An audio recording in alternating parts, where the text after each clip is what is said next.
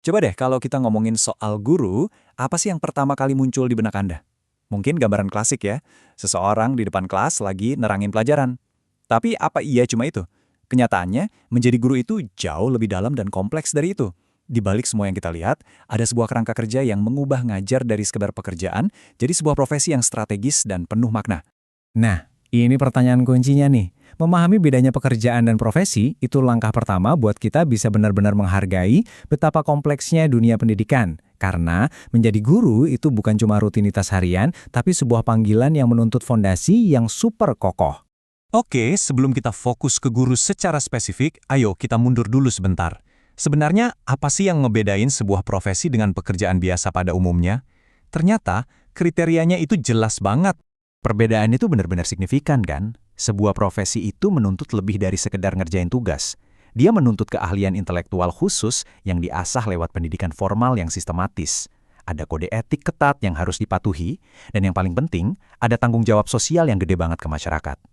Fokusnya bukan lagi cuma tugas pribadi, tapi gimana caranya berkontribusi secara nyata. Dan disinilah profesi keguruan itu pas banget masuk ke dalam kategori ini. Definisi ini ngagesin kalau jadi guru itu butuh kemampuan khusus dan komitmen yang luar biasa tinggi. Ini bukan sekedar transfer informasi, tapi tentang mendidik, mengajar, dan membimbing dengan sadar dan terencana. Jadi, apa dong yang menopang profesi yang begitu kompleks ini?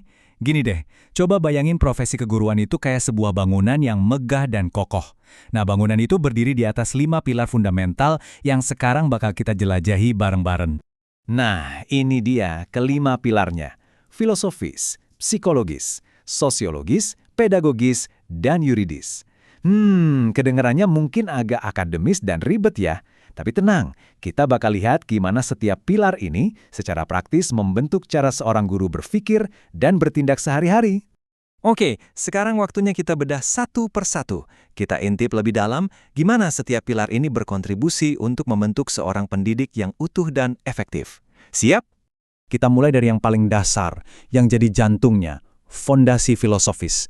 Ini adalah pilar tentang mengapa. Kenapa sih kita perlu mendidik? Apa tujuan akhirnya? Ini pertanyaan yang paling fundamental. Intinya gini, pilar ini tuh ibarat nyawanya pendidikan. Tanpa pilar ini, sekolah cuma akan jadi pabrik informasi yang kering dan tanpa jiwa. Fondasi filosofis inilah yang memastikan kalau tujuan pendidikan itu jauh lebih mulia, yaitu membentuk manusia yang utuh, yang punya karakter, bukan cuma jadi robot penghafal. Jadi, dalam prakteknya, pilar ini memandu guru untuk selalu mengintegrasikan nilai-nilai luhur bangsa, seperti nilai-nilai Pancasila, ke dalam setiap pelajaran.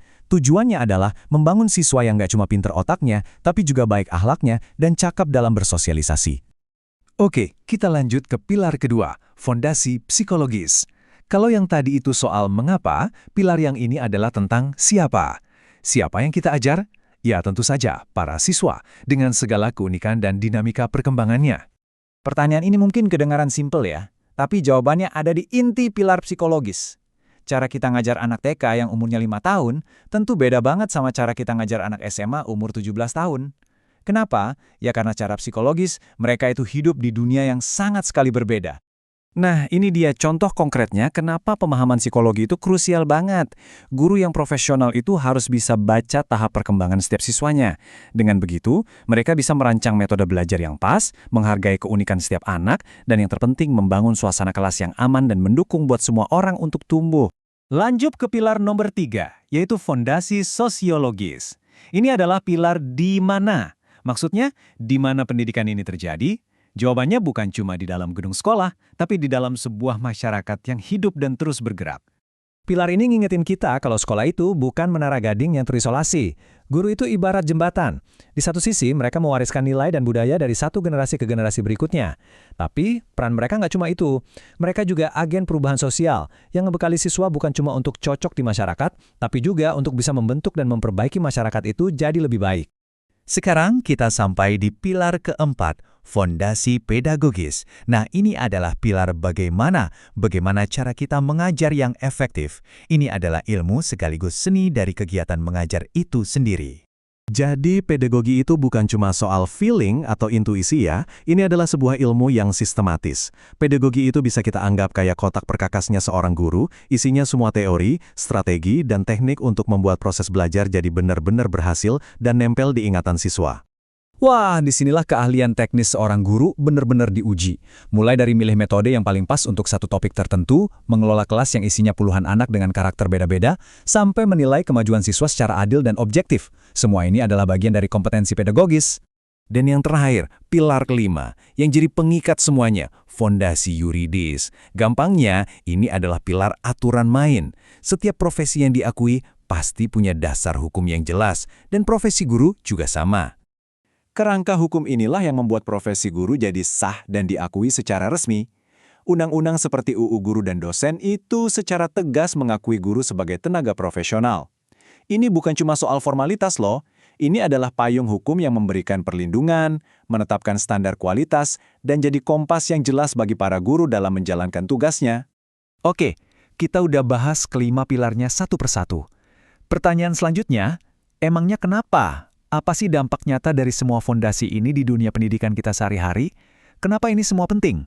Ujung-ujungnya, kelima pilar ini adalah fondasi yang ngebentuk seorang pendidik yang benar-benar profesional. Pilar-pilar ini memberikan arah yang jelas, menjamin kualitas pengajaran, dan membekali para guru dengan segala yang mereka butuhkan untuk nggak cuma bertahan, tapi juga unggul di tengah dunia yang perubahannya makin cepat. Jadi, kalau kita gabungin semua potongan puzzle ini, kita nggak lagi melihat seorang guru cuma sebagai pengajar, tapi sebagai seorang arsitek masa depan yang profesional, kompeten, dan punya landasan yang kuat. Ingat ya, kelima pilar ini, filosofis, psikologis, sosiologis, pedagogis, dan yuridis, bukan cuma teori-teori terpisah yang ada di buku, mereka adalah satu kesatuan fondasi yang utuh, yang menopang salah satu misi paling penting dalam peradaban manusia, menciptakan pendidikan yang berkualitas. Nah, ini membawa kita ke satu pertanyaan terakhir yang menarik buat kita renungkan bersama. Di zaman sekarang, dengan gempuran teknologi, perubahan sosial yang cepat, dan tantangan global, kira-kira pilar keenam apa ya yang bakal jadi penopang baru profesi guru di masa depan? Apakah pilar teknologi, pilar kecerdasan buatan, atau mungkin pilar kewarganegaraan global? Jawaban dari pertanyaan itulah yang mungkin akan menentukan arah pendidikan kita ke depan.